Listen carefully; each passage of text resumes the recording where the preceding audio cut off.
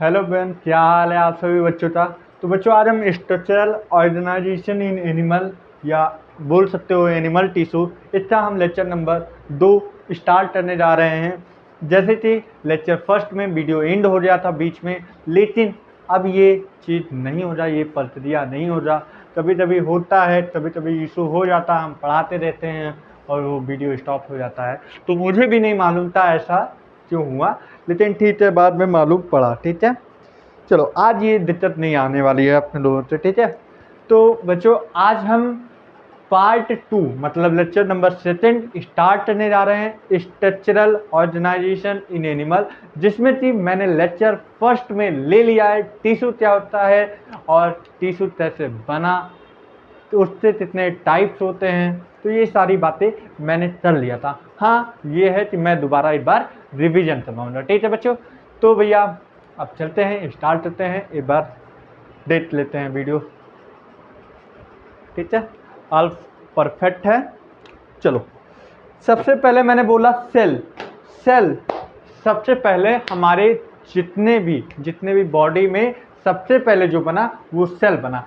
Cell से क्या बने? सेल, कई सारे सेल मिलके एक टिश्यू का निर्माण किए। अब टिश्यू ने निर्माण करके क्या बनाया? ऑर्गन। और हम लोग का लेवल ऑफ ऑर्गेनाइजेशन कहाँ तक है? ऑर्गन सिस्टम तक, क्योंकि भाई हम लोग के पास सिस्टम है हर चीज, reproductive system, digestive system, respiratory system, बहुत सारे सिस्टम है। हम लोग के सर्कुलेटरी सिस्टम है, स्टेटरी सिस्टम। दैट्स व्हाई हम लोग का लेवल ऑफ ऑर्गेनाइजेशन जो होता है वो हम लोग का ऑर्गन सिस्टम तक होता है। ठीक है, इतना बात तो हमें भी मालूम था। सर अब जरा हमें एक बार रिवीजन करवा देते हैं जल्दी जल्दी। ठीक है, हाँ सर करवा दीजिए। अब चलो, मैं पहले बोला था क्या कि सेल, सेल से क्या बने? टिश्यू, टिश्यू से क्या बने? ऑर्गन, ऑर्गन से क्या बने? Organ system. ठीक है, ऑर्गन बने, ऑर्गन से क्या बने? ऑर्गन सिस्टम बने। ठीक है, हाँ सर ये बात मालूम है। अब मैंने अगर कोई लेक्चर देखा है तो उससे इतना मालूम हो रहा, सबसे पहले सेल, सेल जो था, सेल तो छोड़ो, हमें जो पढ़ना है वो टिश्यू के बारे में पढ़ना है। हाँ, टिश्यू के बारे में पढ़ना है। तो सबसे पहले किस फाइलम में टिश्यू देखा गया? तो वो था सिलेंटेटा। सिलेंटेटा का दूसरा नाम निडेरिया। तो सबसे पहले किस फाइलम में टिश्यू देखा जाए? वो है सिलेंटेटा या निडेरिया। तो भैया लिख देते हैं, सबसे पहले सिलेंटेटा या निडेरिया। अब देखो, फिर उसके बाद मैंने बोला सेल, सेल से क्या बना? टिश्यू। हम लोग का पूरा जिस पे बातें होंगी टिश्यू। टिश्यू क्या होता है? एक ग्रुप ऑफ सेल होता है। मतलब भैया एक सेल ये हो गया, एक सेल ये हो गया, एक सेल ये हो गया और एक सेल ये हो गया। क्या ये ग्रुप ऑफ सेल है? हाँ, ग्रुप ऑफ सेल। उसके बाद सेल के बीच में एक इंटरसेलुलर स्पेस होता है। अरे यार देखो, ये सेल, ये सेल, ये सेल, ये सेल, इसके बीच में कौन से स्पेस होते हैं? इंटर मतलब बीच, सेलुलर मतलब सेल के बीच में स्पेस, तो इंटरसेलुलर स्पेस होता है, इंटरसेलुलर स्पेस होता है। ठीक है, अब भैया देख, इंटरसेलुलर स्पेस के अंदर, इंटरसेलुलर स्पेस के अंदर इंटरसेलुलर मैट्रिक्स हो जा, तो इंटरसेलुलर मैट्रिक्स हो जा, इंटरसेलुलर मैट्रिक्स हो जा। और इस मैट्रिक्स के अंदर क्या होते हैं? Intercellular substance. क्या होते हैं? इंटरसेलुलर सब्सटेंस, इंटरसेलुलर सब्सटेंस होते हैं। अब सब्सटेंस कैसे दिखते हैं? ऐसे ऐसे ऐसे, ये पूरे सब्सटेंस है।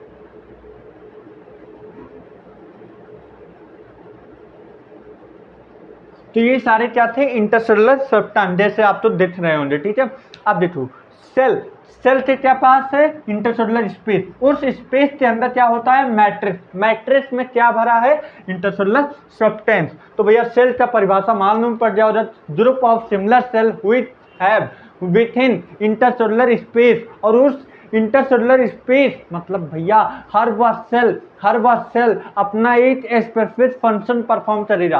अगर कोई सेल रेस्पिरेटरी सिस्टम तो संभालता है तो रेस्पिरेटरी सिस्टम तो ही संभालेगा, अगर वो डाइजेस्टिव सिस्टम तो संभाला है वो डाइजेस्टिव सिस्टम तो ही संभालेगा, अगर वो सर्कुलेटरी सिस्टम तो संभाला है तो वो सर्कुलेटरी सिस्टम तो ही संभालेगा। On the basis of cell मतलब अब टिश्यू की बात कर दी जाए, टिश्यू 4 प्रकार में क्लासिफाई किया गया है।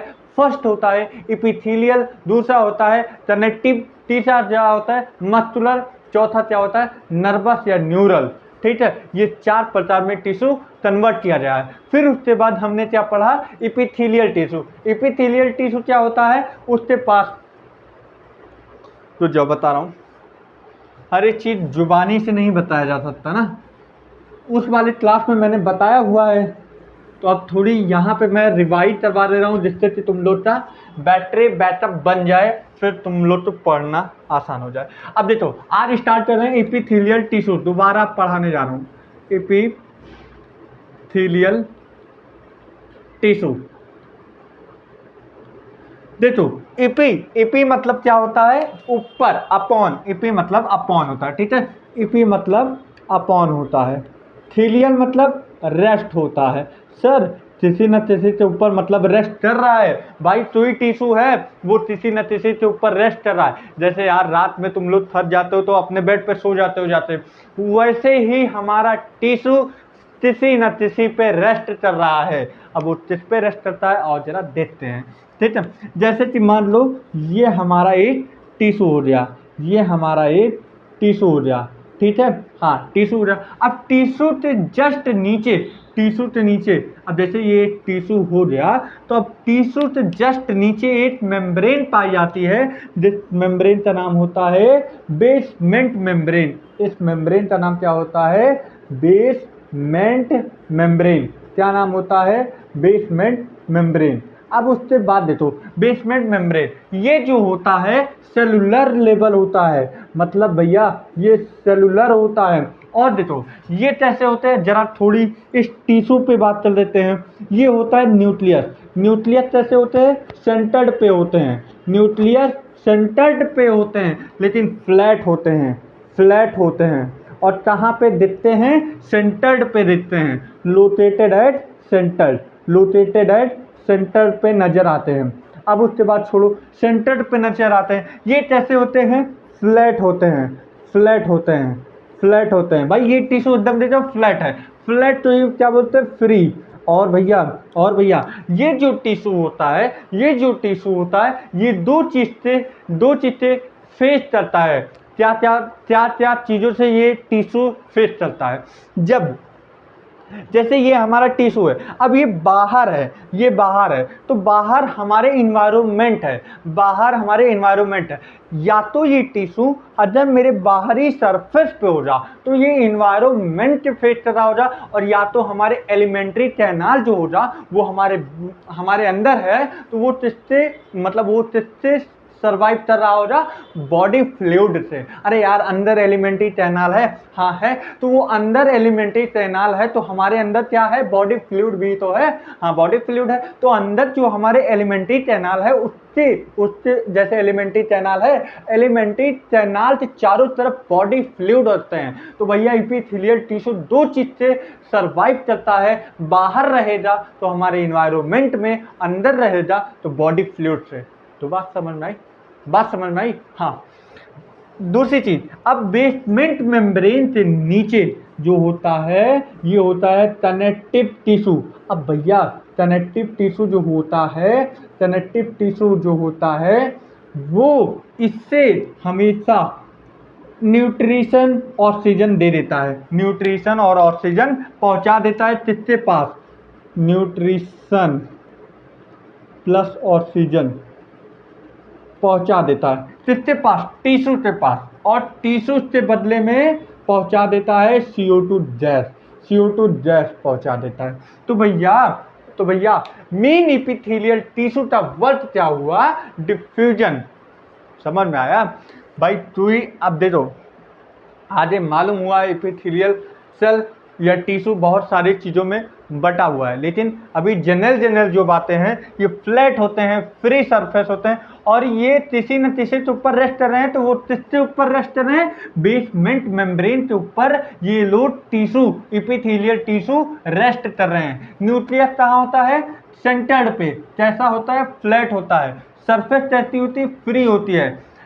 और ये ए वैस्कुलर होते हैं। ये जो टिश्यू होता है ये ए वैस्कुलर होता है। ए वैस्कुलर मतलब भैया इसके पास कोई ब्लड वेसल नहीं पाई जाती है, मतलब नो ब्लड वेसल, कोई ब्लड वेसल नहीं पाई जाती है, कोई ब्लड वेसल नहीं पाई जाती हैं। लेकिन कनेक्टिव टिश्यू के पास ब्लड वेसल पाया जाता है। तो भैया कनेक्टिव टिश्यू के पास ब्लड वेसल प्रेजेंट होता है, और ब्लड वेसल प्रेजेंट होने की वजह से ये न्यूट्रिशन, ऑक्सीजन टिश्यू तो दे देता है। टिश्यू इसको इस्तेमाल करके CO2 तो दे देता है कनेक्टिव टिश्यू के पास, CO2 कनेक्टिव टिश्यू के पास दे देता है। ठीक है, तो ये जनरली बात है एपिथेलियल टिश्यू। अब ये एपिथेलियल टिश्यू डिवाइड हुआ है दो पार्ट में।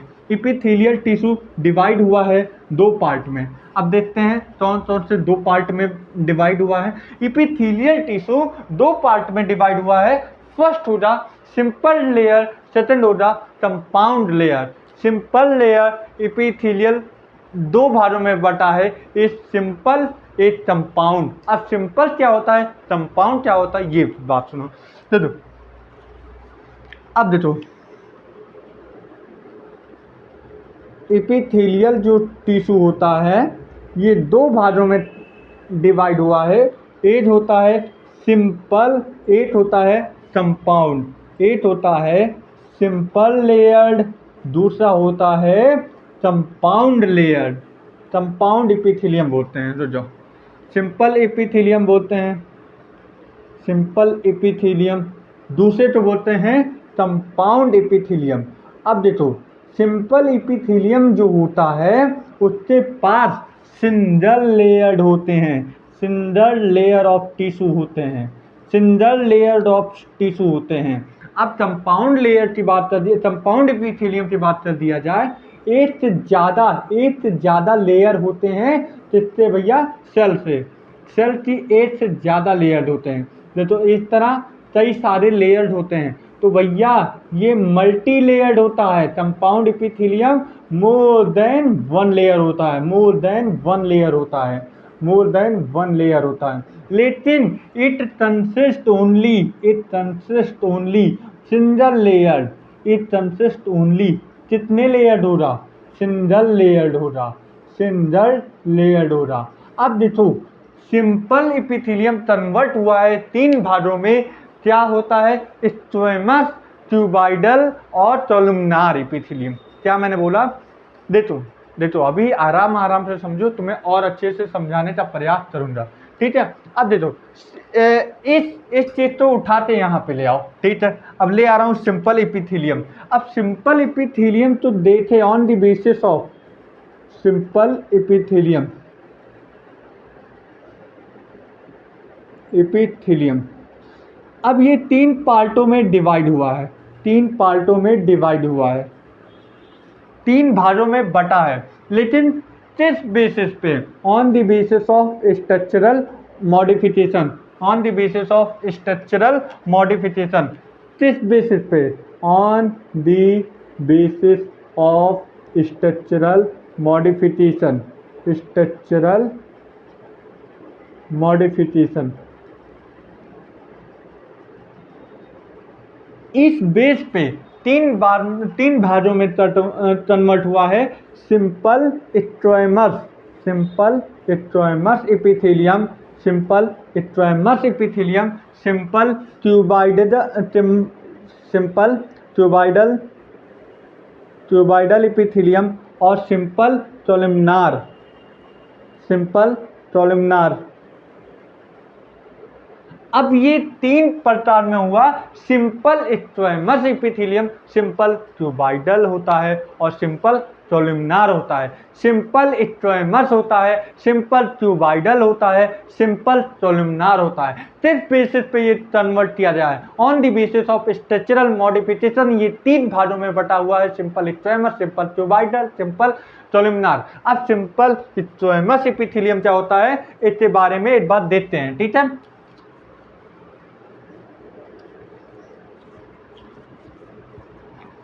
जब हम स्क्वेमस एपिथेलियम तो ले आते हैं तो ये जनरली एक टिश्यू होता है, ये जनरली टिश्यू होता है,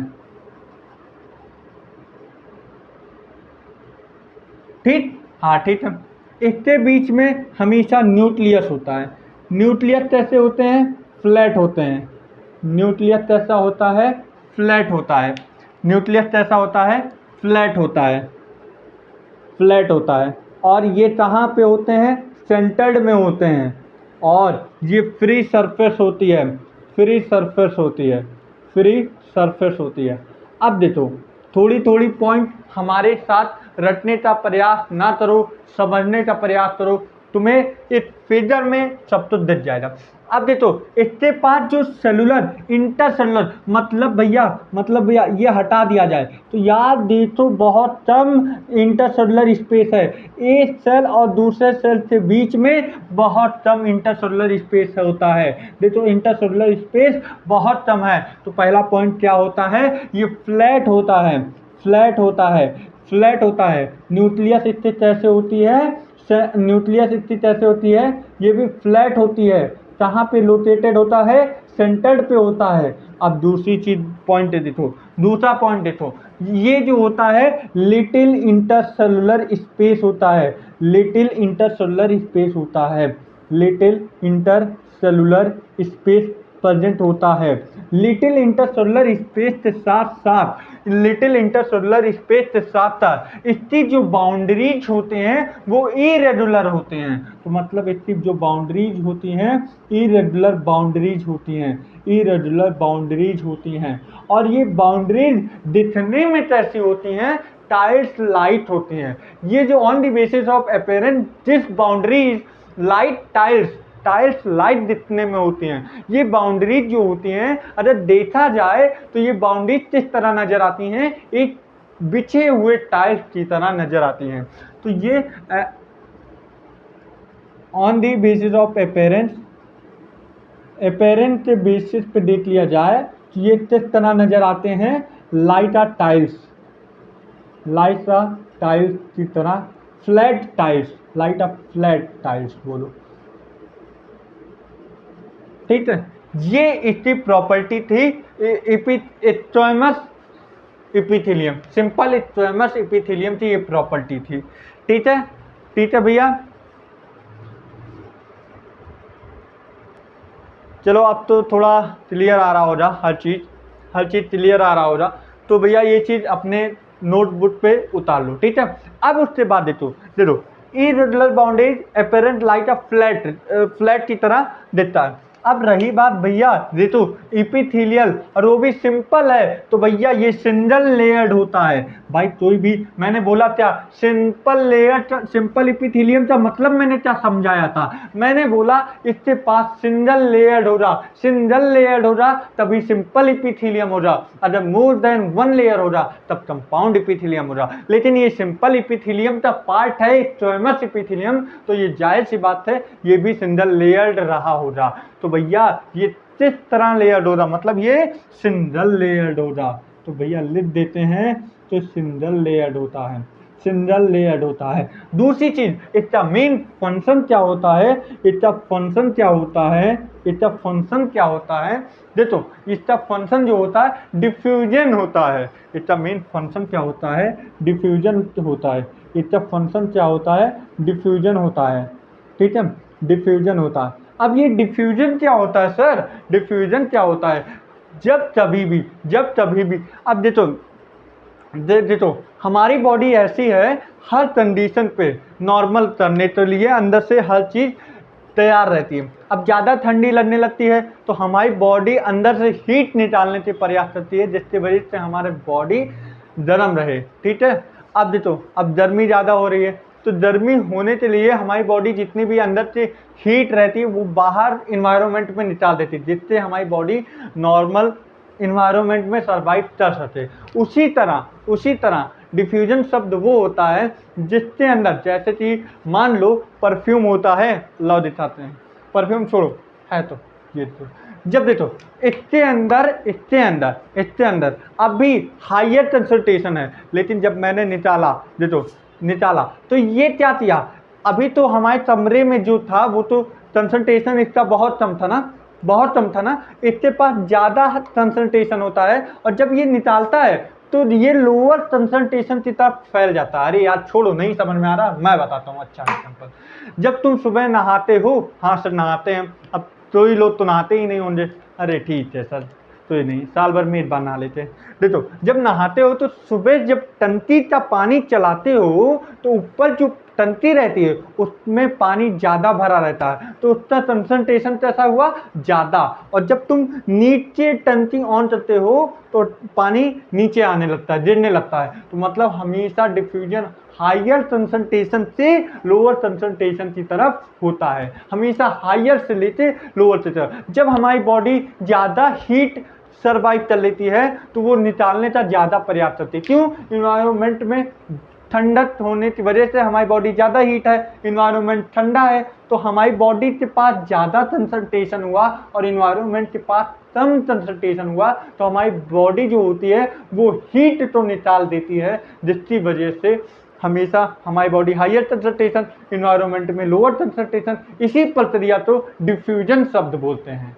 हाँ सर अब समझ में आ गया। अभी तो इसका फंक्शन जो होता है डिफ्यूजन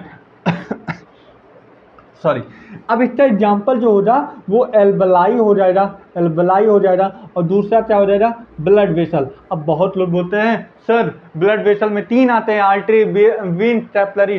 अरे भाई जितना एनसीईआरटी दिया हो उतना पढ़ लो पहले, वही सफिशिएंट होता है।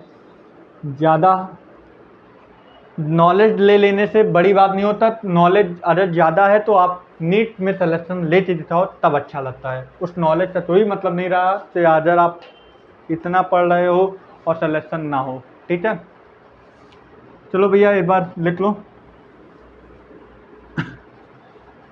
अब देखो एपिथेलियल टिश्यू 2 पार्ट में, ये सिंपल एक कंपाउंड। सिंपल इपिथेलियम का पहला पार्ट मैंने खत्म कर दिया, सिंपल स्क्वैमस इपिथेलियम। अब हम पहुंचे हैं सिंपल क्यूबाइडल में।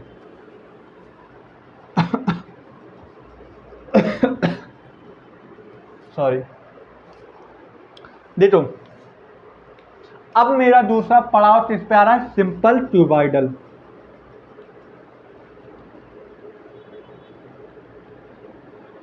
अब देखो सिंपल क्यूबाइडल में भी 3 प्रकार के होते हैं।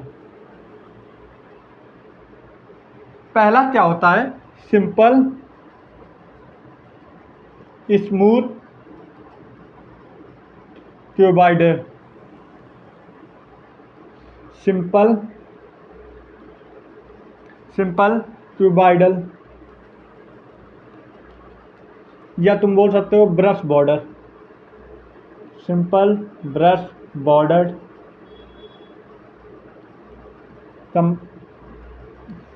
क्यूबाइडल।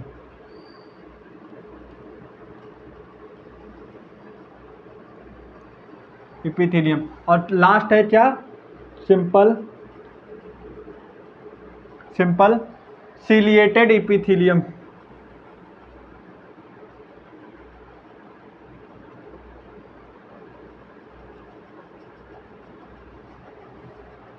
देखो सिंपल क्यूबाइडल में 3 प्रकार में बटा हुआ है, simple smooth cuboidal epithelium, simple smooth cuboidal epithelium, simple brush border cuboidal epithelium, simple ciliated cuboidal epithelium.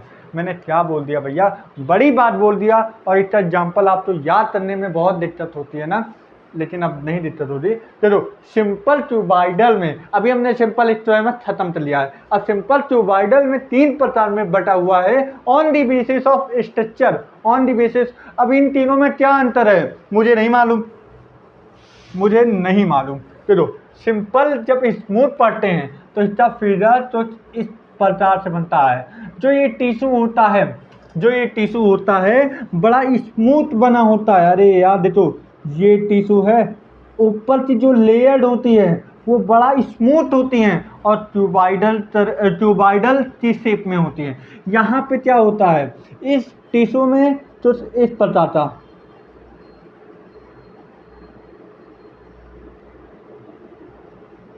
Sir ये तो रेजिस्टेंस हो गया। देखो ये तो इस तरह नजर आती है, और सिलिएटेड में तो भैया ये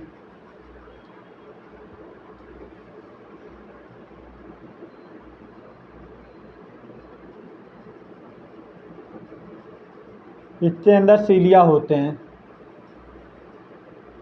तो भैया इन तीनों में अंतर क्या है, जब स्मूथ होता है तो इसका जो सरफेस होता है एकदम स्मूथ होता है, ब्रश बॉर्डर, तो ब्रश की तरह इसका फिजल लगता है। और सीलिएटेड मतलब कहीं ना कहीं सीलिया की बात कर रहा है, और सीलिया हमेशा हेयर लाइक प्रोजेक्शन होता है।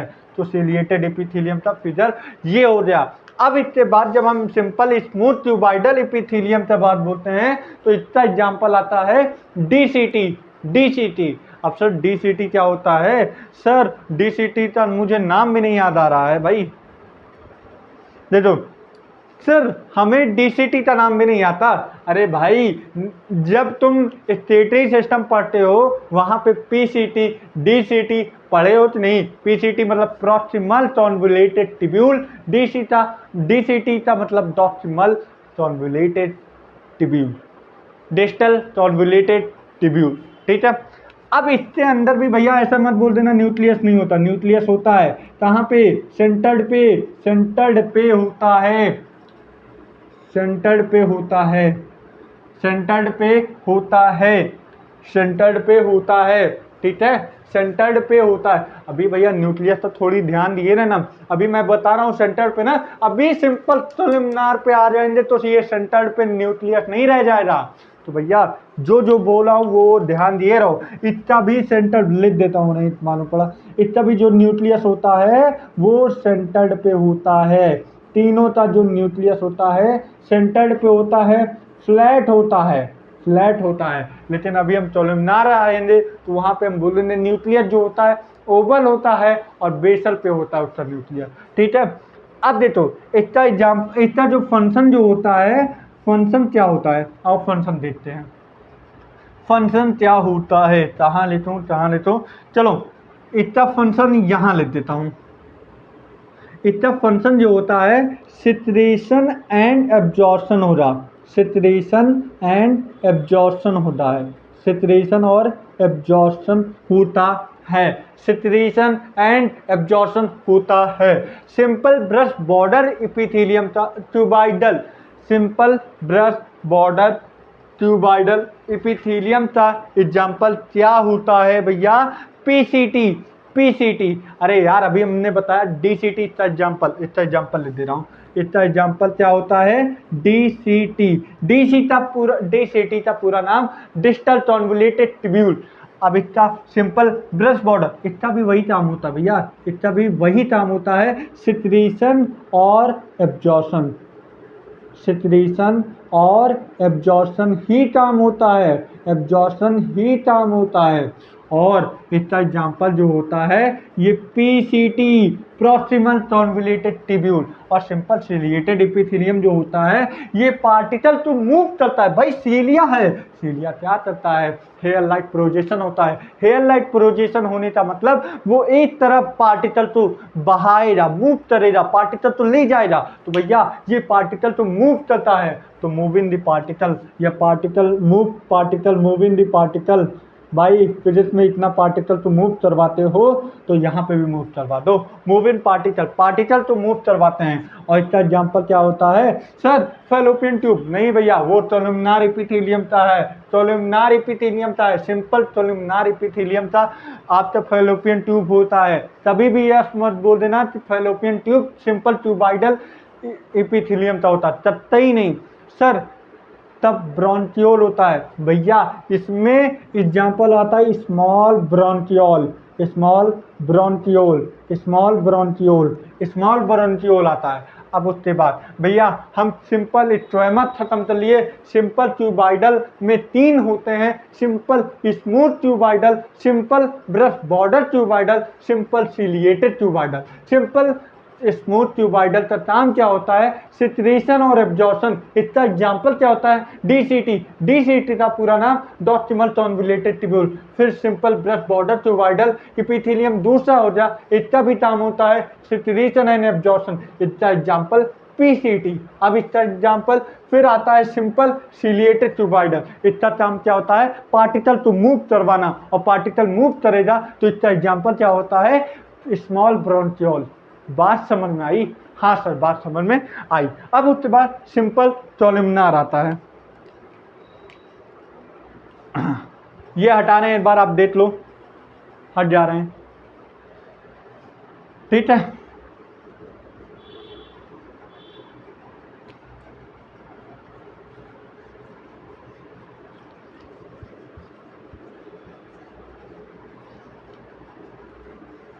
अब उसके बाद आते हैं सिंपल कोलुमनार।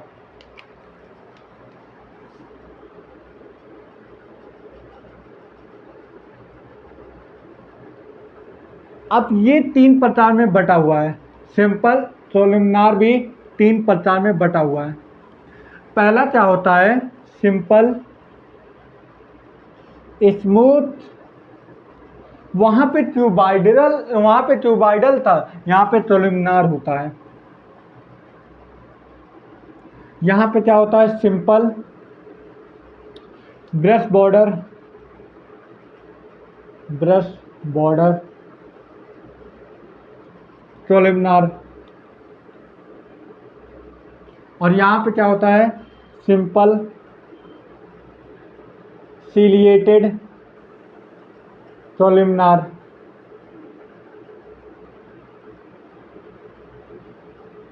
तो भैया ये 3 प्रकार में, आप क्या सर इसमें क्या अंतर होता है?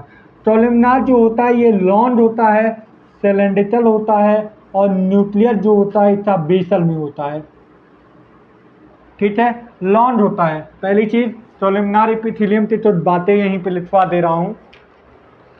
ये जो होता है लॉन्ड होता है, सिलेंड्रिकल होता है, भाई देख रहे हो लंबा लंबा है, हाँ है, सिलेंड्रिकल होता है, और इसकी जो न्यूक्लियस होती है वो ओवल होती है। और दूसरी चीज ओवल होने के साथ लोकेटेड एट बेसल। भैया बेसल पे इसका न्यूक्लियस प्रेजेंट होता है। बेसल का मतलब यहाँ पे कहीं, कभी भी सेंटर पे नहीं होता है, हमेशा बेसल पे होता है, ठीक है। ये सिंपल स्मूथ कोलुमनार होता है। इसका भी काम होता है सिक्रीशन एब्जॉर्प्शन। ये दोनों का काम क्या होता है? इसका भी सिंपल ट्यूबाइडल, इसका फिगर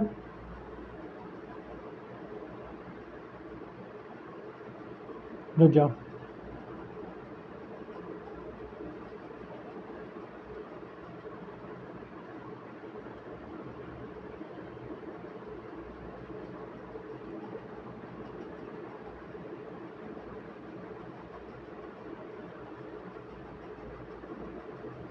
ये होता है सिंपल ब्रश बॉर्डर कोलुमनार, ठीक है। इसके पास भी न्यूक्लियस कैसे होती हैं? बेसल में।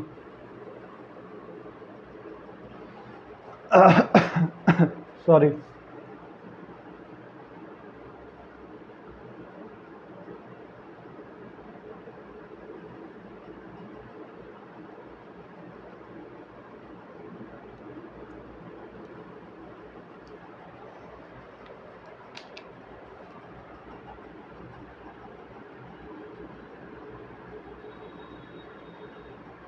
ये होता है सिंपल सिलिएटेड, ठीक है। अब इसका एग्जाम्पल क्या होता है? इसका एग्जाम्पल होता है, पहले हर एक चीज तुम समझो, देखो और जानो, ठीक है। हर एक चीज समझो, देखो और जानो, जानो भैया। देखो इसका एग्जाम्पल जो होता है जीआईटी होता है, इसका एग्जाम्पल जो होता है, हाँ, इन दोनों का काम क्या होता है, सिक्रीशन और एब्जॉर्प्शन, सिक्रीशन एंड एब्जॉर्प्शन होता है, इन दोनों का काम सिक्रीशन एंड एब्जॉर्प्शन होता है। अब सिंपल स्मूथ कोलुमनार का जो एग्जाम्पल होता है वो एग्जाम्पल होता है GIT, GIT मतलब gastro intestinal tract, gastro intestinal tract, ठीक है। GIT का मतलब गैस्ट्रो इंटेस्टाइनल ट्रैक्ट, ठीक है। अब उसके बाद simple brush border columnar epithelium का एग्जाम्पल क्या होता है, गॉबलेट सेल, स्मॉल इंटेस्टाइन, ये सारे आपके एग्जाम्पल हो जाएंगे। यहाँ पे लिख दे रहा हूँ, इसका एग्जाम्पल होंगे गॉबलेट सेल, स्मॉल इंटेस्टाइन, लिख दो भैया स्मॉल इंटेस्टाइन, ठीक है। और सिंपल सिलिएटेड का एग्जाम्पल दो होंगे, एक होगा fallopian tube. Sir fallopian tube का दूसरा नाम क्या होता है, ओविडक्ट, ओविडक्ट, ठीक है, ओविडक्ट। दूसरी चीज इसका एग्जाम्पल क्या होगा, वहां पे स्मॉल ब्रोंक्यूल लिखवाए थे, यहाँ पे ब्रोंक्यूल होता है बिड वाला, ब्रोंक्यूल बोलते हैं, ब्रोंक्यूल, ठीक है। ठीक है भैया, हमने क्या पढ़ लिया, simple squamous, simple cuboidal, simple columnar, ये तीन चीज हमने पढ़ लिया। तीन चीज का मॉडिफिकेशन मैंने देख लिया on the basis of structure, भैया पढ़ लिया, सबका एग्जाम्पल याद कर लिया। स्क्वेमस एपिथेलियम का एग्जाम्पल होता है alveoli blood vessel, simple smooth cuboidal epithelium का होता है DCT, simple brush border cuboidal epithelium का क्या एग्जाम्पल होता है, PCT, सिंपल कोलुमनार एपिथेलियम का एग्जाम्पल क्या होता है, सिंपल कोलुमनार क्यूबॉइडल एपिथेलियम का एग्जाम्पल क्या होता है, स्मॉल ब्रोंक्यूल, ठीक है। अब इतना हो जाने के बाद हम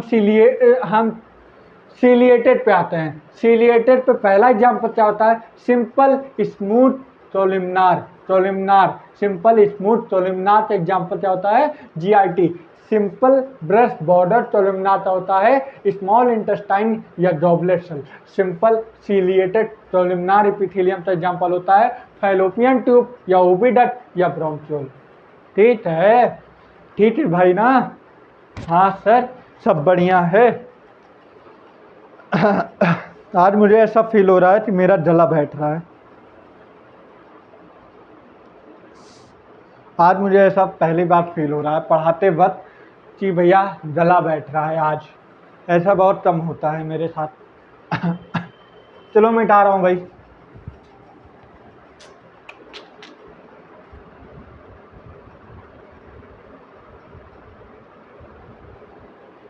अब मिटा रहा हूँ।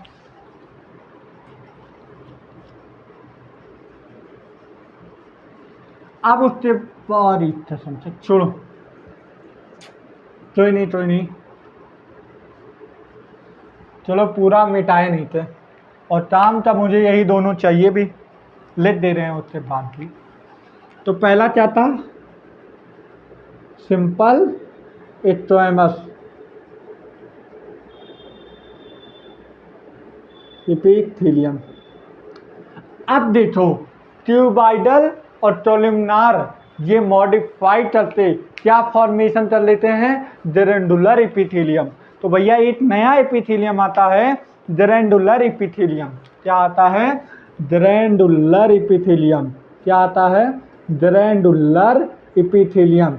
ये कैसा एपिथेलियम आ गया भाई, ये कौन सा नया आ गया, NCERT क्या दे दी, ये दो चीजों का मिली भगत है, एक होता है क्यूबॉइडल, एक होता है कोलुमनार। जब ये दोनों मिलके मॉडिफाइड करते एक नया बनाते हैं एपिथेलियम जिसका नाम होता है जेरेंडुलर एपिथेलियम। ये किसका मिली भगत होता है, कभी स्क्वेमस एपिथेलियम का मत बोल देना, हमेशा सिंपल क्यूबॉइडल एपिथेलियम और सिंपल कोलुमनार एपिथेलियम का मिलकर और एक नया एपिथेलियम बना लेते हैं जिसे बोलते हैं जेरेंडुलर एपिथेलियम।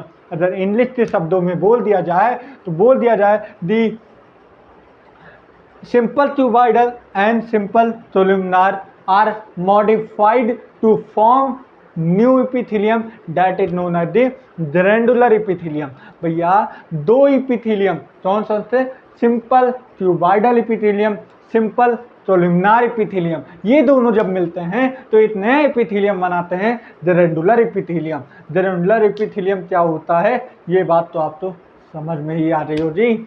हाँ सर, अब ये बात समझ में आ रही है। अब देखो ग्रैंडुलर इपिथेलियम दो बेसिस पे बांटा गया है, एक on the basis of number of cell, एक मैंने क्या बोल दिया, on the basis of number of cell. अरे सर कितना बांटा गया है, समझ ही नहीं आ रहा है, हमेशा हर जगह बांटा दिया जाता है। अब ग्रैंडुलर इपिथेलियम दो जगह बांटा गया है, एक number of cell on the basis of number of cell, on the basis of number of cell, number of cell.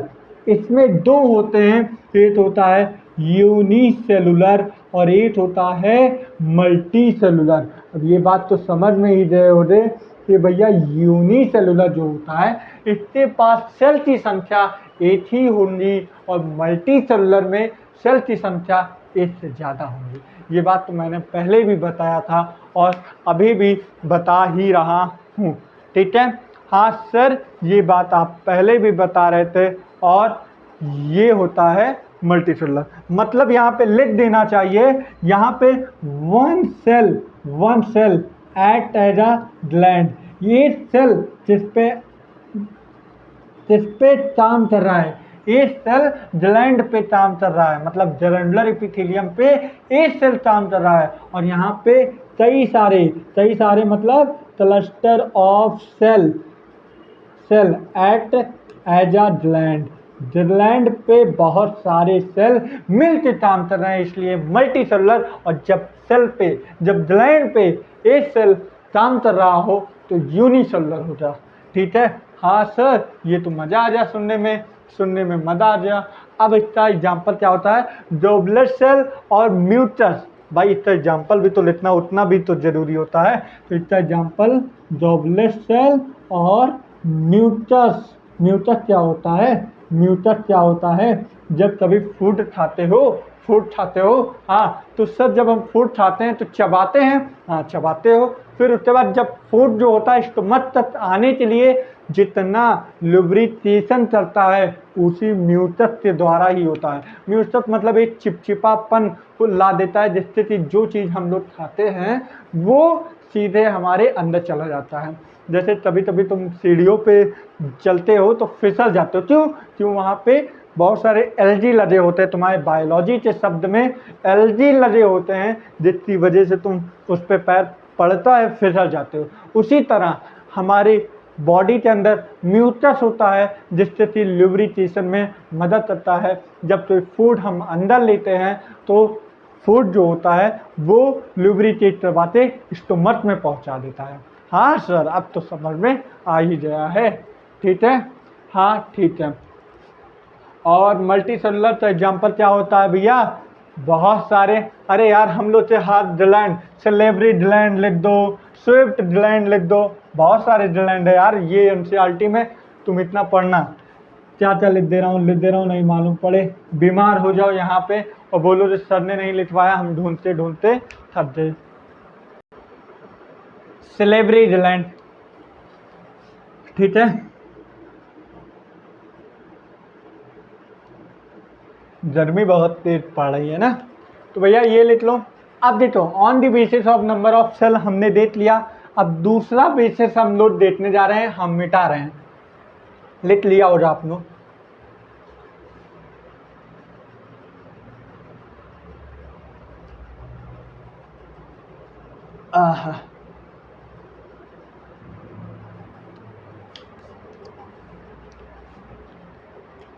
Glandular epithelium, ये 3 भागों में डिवाइड किया गया है।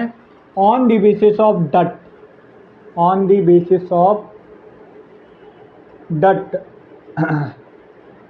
डट के बेस पे, डट पे, ठीक है।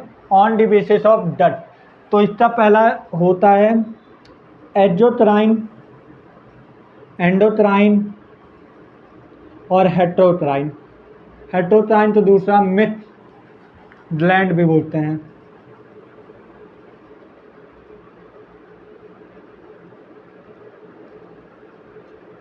ठीक है। अब एग्जोट्राइन का एग्जाम्पल क्या होता है, एग्जोट्राइन क्या होता है ये पहले सुनो, ये सुनो एग्जोट्राइन क्या होता है। देखो जो चीज़ by on the basis of डट, मतलब कोई ना कोई चीज डट से रिलेटेड है, इन तीनों में कोई ना कोई डट से रिलेशन है। हाँ है। रिलेशन क्या है, इंडोट्राइन जो होता है ये अपना सेल किसके द्वारा भेजता है, डट के द्वारा। लेकिन एक्जोट्राइन की बात कर रहा हूँ, एक्जोट्राइन जो होता है वो अपना सेल पोर करता है, पोर मतलब डालता है, किसके द्वारा, डट के द्वारा। और एंडोट्राइन जो होता है ये डट लेस होता है, मतलब डट की आवश्यकता नहीं पड़ती है, ये अपना सेल बिना डट के थ्रू पहुंचाता है। और हेटेरोट्राइन जानते ही हो, जब भैया दो ही न इधर से हुए न उधर से हुए तो बीच में अटके पड़े हैं, ऐसे ऐसे बीच में अटके पड़े हैं, उन्हीं तो बोलते हैं मिक्स्ड ग्लैंड या हेटेरोट्राइन ग्लैंड। ये तीनों एक अपना अपना चैप्टर लेते आएंगे जब तुम लास्ट में पढ़ोगे human physiology, control and coordination, ये सारे चैप्टर आप तो बताएंगे, control and coordination and integration, ये सारे चैप्टर इसी बताएंगे।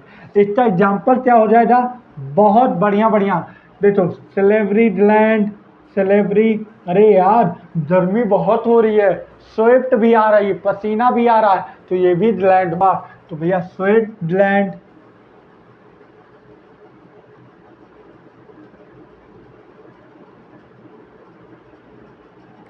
Sweat gland, salivary gland, sweat gland, म्यूटर्स, बहुत सारे एग्जाम्पल है, मैंने दो ही लिखवाया है। ठीक है। जॉबलेट सेल हो जाए, मान लो लिख दे रहा हूँ, नहीं मालूम पड़ा, Joblet, memory, Joblet cell, memory gland. अच्छा यहीं पे एक बात पूछ लो, है चैप्टर चाहिए लेकिन ये अभी तुम आगे पढ़ोगे, नहीं पढ़े हो यार, हल्का फुल्का तुम्हें पढ़े हो एनिमल किंगडम में। मेमोरी ग्लैंड सबसे पास होता है या मेल के पास होता है या फीमेल के पास होता है। सर ये तो अभी तक पढ़े ही नहीं है। अरे यार एनिमल किंगडम में तुमने पढ़ा होगा, जब तुम लोग मैमल्स में आए तो मैमल्स का सबसे पहला कैरेक्टर क्या होता था, मेमोरी ग्लैंड, दूसरा क्या था हेयर, तीसरा क्या था ईयर पिना, यही था ना। हाँ तो मेमोरी ग्लैंड सबके पास होता है, फंक्शनल जो होता है वो फीमेल के पास होता है ना, जैसे मैं चैप्टर से थोड़ा रिलेट कर दिया। ठीक है। अब एंडोट्राइन जो होता है ये डटलेस, ये ले दे रहा हूँ विथ डट, ये डट के थ्रू होता है, ये डटलेस होता है। डटलेस मतलब जब तुम्हारे कोई भी न्यूरोट्रांसमीटर, जब जैसे तुम्हें कोई मारा पट्ट से है शॉट, तो भैया ये न्यूरोट्रांसमीटर बिना डट से आपके ब्रेन के पास पहुंचाता है। तो जैसे कि हाइपोथैलेमस हो जाए, प्यूटेटरी ग्लैंड हो जाए, ये सारे हमारे एंडोक्राइन आ जाए। हाइपोथैलेमस, प्यूटेटरी, प्यूटेटरी ना,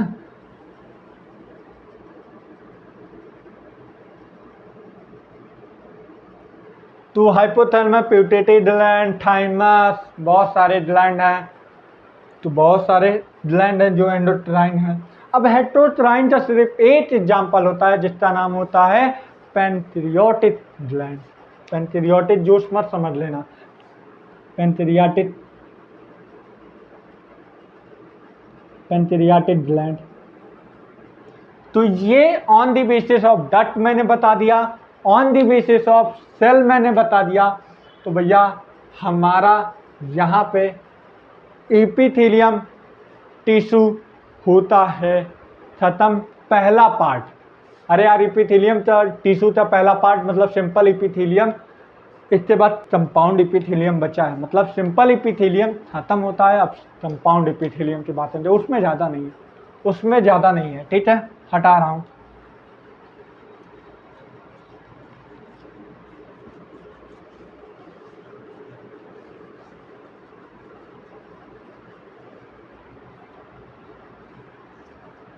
अब आता है कंपाउंड एपिथेलियम।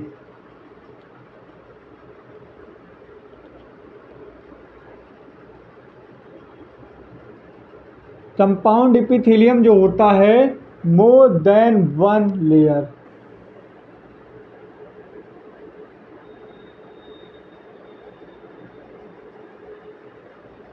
ऐसे ऐसे करके मान लो कई सारे लेयर्स होते हैं।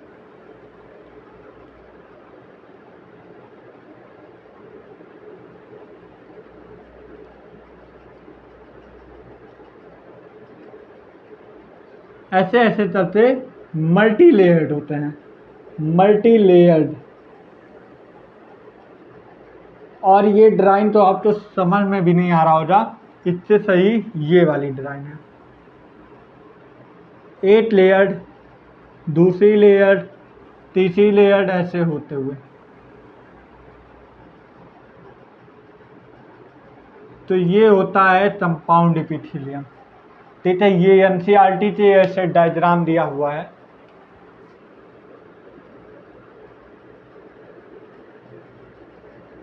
इस प्रकार से एनसीईआरटी दी है डायग्राम मल्टी लेयर का। ठीक है, अब कंपाउंड एपिथेलियम जो होता है, जब मल्टी लेयर्ड होता है तो मल्टी लेयर्ड, यार ये मेरा स्किन जो होता है तो ये मल्टी लेयर्ड है ना, 8 लेयर नहीं है। अरे यार तभी तभी तुम देखते हो ये हाथ है, हाथ में तभी तभी ऊपर वाली जो लेयर होती है वो छूटने लगती है। 8 लेयर जो हाथ की जो लेयर होती है ऊपर की वो छूटने लगती है। तो भैया ऊपर की लेयर छूटती है तो मतलब उससे नीचे भी लेयर होता है ना। हाँ होता है, तो मतलब जो ये स्किन है, जो ये मेरा स्किन है वो सिंगल लेयर नहीं है, ये कंपाउंड लेयर है, कंपाउंड एपिथेलियम है। कंपाउंड एपिथेलियम मतलब मल्टी लेयर्ड है, सिंगल लेयर्ड नहीं है, सिंगल लेयर्ड नहीं है, ये मल्टी लेयर्ड है। मतलब भैया ये हमारा जो स्किन है, जो ये मेरा चमड़ा है, ये 8 लेयर तो नहीं है, ये कई सारे लेयर मिलके बने होते हैं। और इनका काम क्या होता है, तभी तभी देखो, तभी तभी ये जैसे कि मान लो पेन है, पेन है, अब मैं इस पे मार रहा हूँ 2-3 बार तो ये मुझे बचा रही है, इस फटने नहीं दे रही। इस लेयर को इतना मजबूत बना दिया है कि भैया ये मुझे चोट ना पहुंचा पाए। मतलब इसका मेन काम क्या होता है, प्रोटेक्शन, प्रोटेक्शन। और ये हमारे पूरे बाहर के इन्वायरमेंट, बाहर के इन्फेक्शन को बचाता है ना, बचाता है, जिससे कि हमारे अंदर वाले सेल पे तो ना अटैक कर पाए। तो इसका काम जो दो होता है, एक कवरिंग होता है, एक प्रोटेक्शन होता है। क्या बात है, क्या सर रियलाइज करवा दिया। तो भैया कंपाउंड एपिथेलियम जो होता है मल्टी लेयर्ड होता है, मल्टी लेयर्ड होता है। और मल्टी लेयर के साथ साथ, मल्टी लेयर के साथ साथ ये क्या प्रोटेक्शन पहुंचाता है, और कवरिंग एंड कवरिंग, कवरिंग हमारे शरीर को ढकता है। और क्या, और क्या, बस यही 2-3 चीज़ें हैं कंपाउंड एपिथेलियम में, देख लो। बाकी तो अगर तुम्हें और एक्स्ट्रा पढ़ना है तो इसके 3 पार्ट होते हैं। ट्रांजिशनल, ट्रांजिशनल, अरे सर वो तो हम तो डीएनए ब्लॉक में पढ़ते हैं ट्रांजिशनल, नहीं नहीं। और क्या बता दिया जाए, हाँ इसका फंक्शन लिख दो, सिचुएशन और एब्जॉर्प्शन भी करती है। तो इसका फंक्शन क्या हो गया, सिचुएशन एंड एब्जॉर्प्शन। ठीक है, ठीक है। और मैकेनिकल स्ट्रेस से रिड्यूस करती है, बचाती है, मैकेनिकल एंड केमिकल स्ट्रेस दोनों से।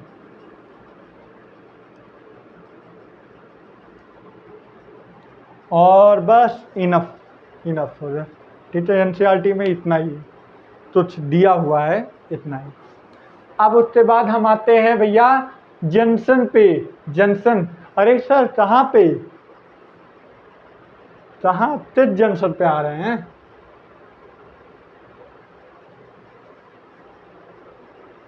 टोटा जंक्शन, टोटा जंक्शन आ रहे हैं, क्या बात कर रहे हैं सर, टोटा की दुनिया में अलग ही है। चलो अब उसके बाद हम आते हैं जंक्शन। एपिथेलियल टिश्यू होता है खत्म,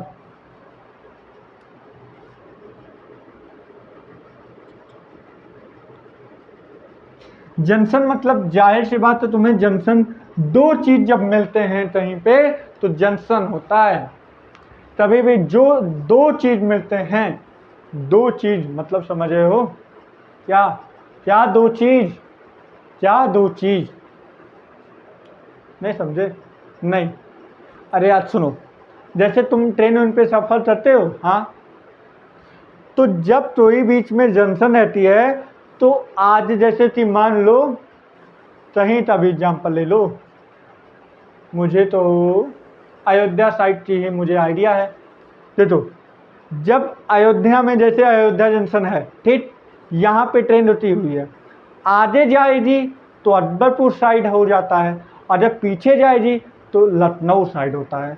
तो मतलब ये लखनऊ से अयोध्या तो जोड़ती है और इधर अकबरपुर से अयोध्या तो जोड़ती है। तो मतलब जंक्शन ये होता है, कहीं दो बीच के पॉइंट तो जोड़ती है, उसे हम बोलते हैं जंक्शन।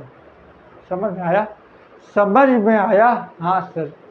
जैसे भाई तुम क्लास में बैठ के किसी और तो देखते हो तो तुम्हारा जंक्शन उनका जंक्शन मिलता जुलता है, उनका जंक्शन तुम्हारा जंक्शन बहुत काफ़ी सिमिलर है, दोस्त भी हो सकते हैं भाई, गलत ही मत समझना कोई चीज़ पे। अब देखो, जंक्शन तीन प्रकार के होते हैं। फर्स्ट होता है टाइट, टाइट जंक्शन।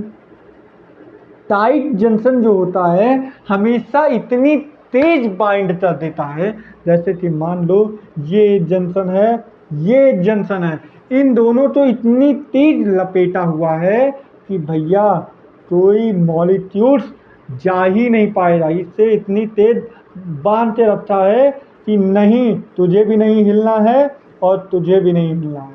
दोनों जंक्शन तो इतनी तेज टाइट में इतना डांट के रखा है कि भैया तू न तो ही मॉलिक्यूल्स भेजेगा और न तू ही मॉलिक्यूल्स, न मतलब इधर से तो ही मॉलिक्यूल्स इधर आएगा, ना ही इधर से तो ही मॉलिक्यूल्स इधर आएगा। मतलब दोनों तो इतना डांट फंसा से रखा गया है कि न तू मॉलिक्यूल्स अपना इधर भेजेगा और न ये मॉलिक्यूल्स कभी इधर भेजेंगे। तो टाइट जंक्शन क्या होता है, जरा ये बात अब समझ लेते हैं भैया, समझ लेते हैं। ये एक दूसरे के मॉलिक्यूल्स तो जाने से रुकता है, तो मतलब इट प्रिवेंट, क्या रुकता है? It prevent across molecules, it prevent across molecules हो जाए, मान लो आयंस हो जाए, तो ये आयंस और मॉलिक्यूल्स तो एक जंक्शन से दूसरे जंक्शन की तरफ जाने से रुकता है, तो इसे हम टाइट जंक्शन बोलते हैं। दूसरा क्या होता है? Aiding junction. दूसरा कौन सा जंक्शन होता है? Aiding junction. जिसे हम बोलते हैं एडेरिंग जंक्शन, मतलब ये चाहता है चल भाई तू भी ना भेज, तू भी ना भेज, लेकिन चल इतना मेल जोल रहे कि ये बात कर सकते। मतलब ये सिरमेंटिन का काम करता है, ये चिपकाने का काम रखता है कि भैया ना तुम बोलो ना ये तुम बोलो, ना तुम मॉलिक्यूल भेजो ना तुम, हाँ लेकिन इतना रखो कि तुम हमें बात बता पाओ, हम तुम्हें बात बता पाएँ। मतलब ये अपना सेगमेंट कर देता है, इससे कहीं जरा सेगमेंट कर देता है, सेगमेंटिन। चल ठीक है सेगमेंट हो लेते हैं, ज़्यादा नहीं, थोड़ा मोड़ा कर सकते हैं, थोड़ा मोड़ा कर सकते हैं बातें। और गैप जंक्शन जो होता है, गैप जंक्शन, तीसरा जंक्शन क्या होता है? Gap junction. अब ये बोलता है चल कोई नहीं, चल कोई नहीं, तू अपना मॉलिक्यूल छोटा छोटा इधर भेज देना, मैं भी थारे तो अपना मॉलिक्यूल्स आयंस भेज देंगे। तो इसमें भैया क्या करता है? ये सेगमेंटिन कर देता है across each other, segmenting across each other. ये एक दूसरे जंक्शन तो सेगमेंट कर देता है, और यहाँ पे जो होता है, यहाँ पे एक दूसरे मॉलिक्यूल्स आर पार कर सकते हैं, जैसे कि स्मॉल आयन, कभी बड़े आयंस भी, बड़े मॉलिक्यूल्स भी, sometimes big molecules are across each other. भैया ये पॉइंट एनसीईआरटी की दिया हुआ है और तुम लोग गलत कर देते हो। गैप जंक्शन में छोटे ही मॉलिक्यूल जरूरी नहीं है जाते हैं, some time big molecules are across each other, मतलब कभी कभी बड़े मॉलिक्यूल्स भी एक दूसरे से जंक्शन को अक्रॉस करते हैं। तो स्मॉल मॉलिक्यूल्स, आयन और सम टाइम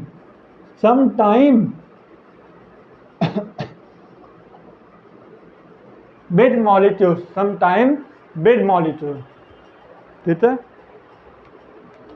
सम टाइम बिग मॉलिक्यूल लिख लो।